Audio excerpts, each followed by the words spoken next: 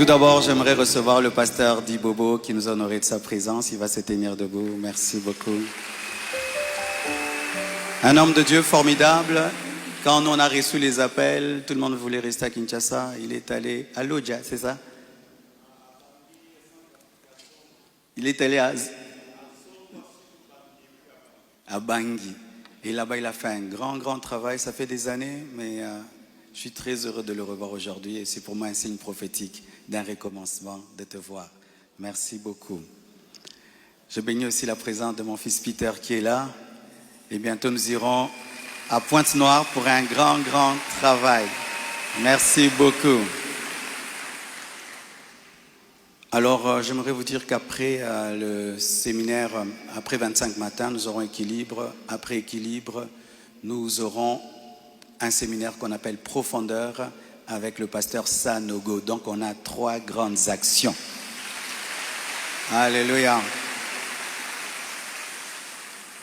Aussi, mon 8e livre est disponible pendant ces 25 matins. 30 clés pour transformer la souffrance en force. 30 clés pour transformer la souffrance en force. Comment tu peux transformer la mer rouge en tapis rouge. Vous savez ce qui m'est arrivé, le départ de Maman Blanche. Et Dieu m'a enseigné des choses pour sortir de cette grande douleur. Et j'ai écrit cela dans ce livre. Tu as perdu un proche, tu as perdu un ami, tu as perdu quelqu'un. Lis ce livre, tu pourras sortir du deuil parce qu'il y a des gens qui ne veulent pas sortir du deuil. Dieu veut que tu sortes du deuil parce qu'il y a un projet d'avenir pour toi. Amen. Alors, vous remarquez la présence de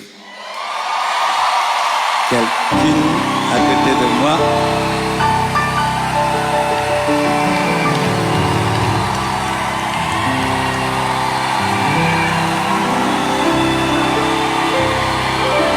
Amen.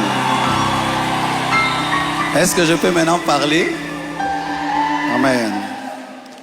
Alors, beaucoup de gens posent la question, elle est d'où, elle est d'où, elle est qui? Même des gens me posent la question, même sur ses cheveux. Est-ce que ce sont ses vrais cheveux? Mais les Congolais, nous sommes graves, hein? Même les cheveux de quelqu'un, vous suivez.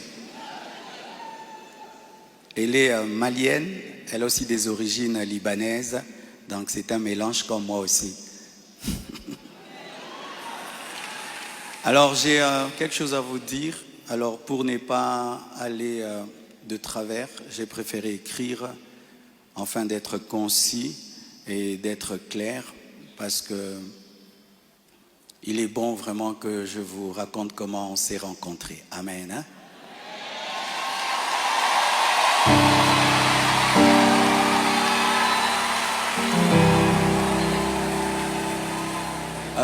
Est-ce qu'il y a quelqu'un qui parle en lingala? J'aimerais aussi que ceux qui parlent le lingala entendent.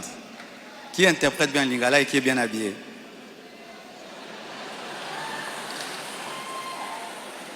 Ok, on va traduire pour ceux qui parlent en lingala un jour. Chers frères et sœurs, après le décès brusque de Maman Blanche, j'ai traversé l'une des saisons les plus sombres de ma vie.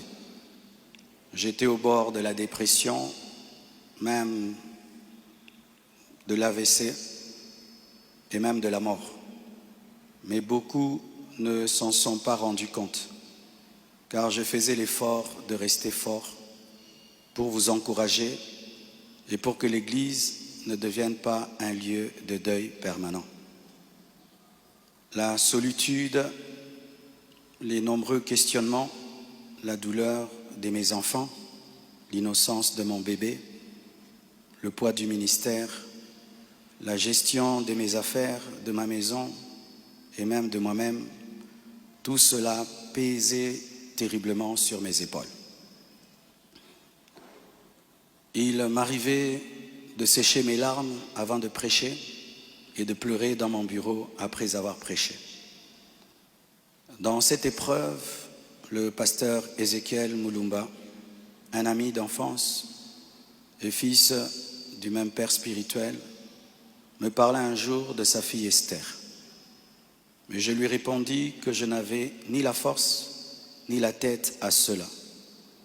J'avais même demandé à Dieu le don du célibat dans l'espoir de ne plus jamais ressentir le besoin de me marier. Mais Dieu ne répondit pas à cette prière. À plusieurs reprises, par l'intermédiaire des prophètes, des songes et des convictions personnelles, le Seigneur me fit comprendre qu'il voulait que je continue ma route et que je refasse ma vie avec quelqu'un d'autre, et qu'il était dangereux pour moi de rester longtemps dans le veuvage, car un plan maléfique se tramait contre ma vie, mon ministère, ma famille et l'Église. Je me souviens d'une vision particulièrement marquante. J'étais dans une chambre encerclée de très longs serpents aux couleurs magnifiques. Ils faisaient semblant de dormir, attendant que je marche sur l'un d'eux pour m'attaquer. Leur venin était aussi mortel que la beauté de leur couleur. Un seul carré d'1 mètre sur 1 mètre me servait de refuge. La pièce avait une unique fenêtre qui ne pouvait s'ouvrir que de l'extérieur. Et je voyais une servante de Dieu venir ouvrir la fenêtre afin que je puisse m'échapper. Dans cette agonie intérieure, le Seigneur me poussa à recontacter le prophète Ézéchiel, qui me donna le numéro d'Esther. Mais au début, elle ne répondait pas. J'en fis part au prophète qui lui transmit alors mon propre numéro. La première chose que je lui avais demandé, c'était de prier pour moi. Ensuite, nous avons commencé à échanger. Je lui ouvrais mon cœur, elle m'écoutait, me soutenait, priait avec moi, tout en continuant à remplir fidèlement ses responsabilités au travail, parce qu'elle était une responsable là où elle travaillait. Et à l'église, elle était plutôt photographe, caméraman, modératrice, prédicatrice. Elle était diaconesse et elle était consacrée pasteur. Et elle continue à remplir fidèlement ses responsabilités au travail à l'église, même très tard la nuit, quand j'avais des insomnies et malgré le décalage horaire de 5 et 6 heures. Au fil du temps, une relation sincère est née. Une flamme s'est allumée et dans mon cœur, j'ai eu l'assurance que c'était elle. J'en ai parlé à son pasteur, à mes parents, à mes pères spirituels et à mes amis, afin de ne rien faire sans rédévabilité, conseil et prière des autres. Même mes enfants ont été associés. Ils ont souhaité la rencontrer, ce qui s'est fait selon le timing de Dieu à Bruxelles. Le Seigneur m'avait parlé d'une période d'1 an. Il ne l'a pas dit qu'à moi, mais à d'autres, y compris certains d'entre vous. Plusieurs ont même reçu des détails précis la concernant, ce qui confirmait ma direction. C'est pourquoi le mariage a été célébré le mercredi 23 juillet en Belgique. J'aurais aimé qu'il ait lieu à Kinshasa, mais cela aurait été trop coûteux et compliqué à organiser. Je comprends que certains aient été surpris ou même blessés par cette démarche qu'ils trouvent très rapide, mais sachez que pour vous, c'est une année. Mais moi, j'ai senti que j'ai fait 3 ans, tellement que c'était terrible, mais je ne pouvais pas, sur cette chair, vous relater ma vie.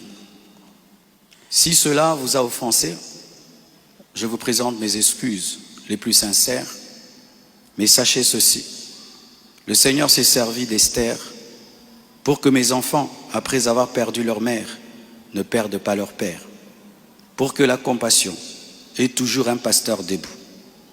Je l'aime profondément